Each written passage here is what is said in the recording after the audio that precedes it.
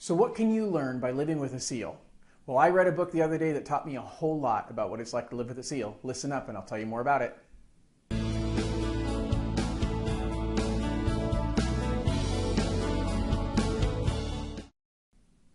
Hey everybody, it's John King with Summit Funding, and my motivation for you today is about stepping outside the box and learning something from an experience that you may have never otherwise considered.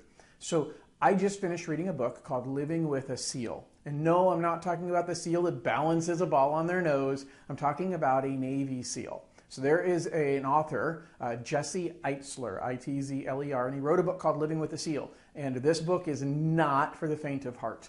Definitely not a book you want to have your kids reading or listen to in the audiobook in the car when the kids are there, because he definitely does not use the nicest of language.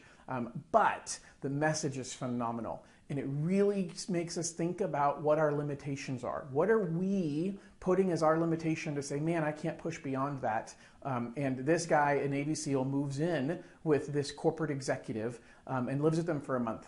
And this corporate executive is already in really, really good shape, but he pushes him way beyond his limits, and he teaches him that our belief on what the most is that we can do, especially when it comes to our body, is about 40% of what your body's really capable of. In other words, you can do 2.5 times what you think your maximum capacity is if you just keep pushing yourself. And so more often than not, when you hit a wall, when you hit a limitation, and whether this is physical or mental, I think it's identical in how it applies.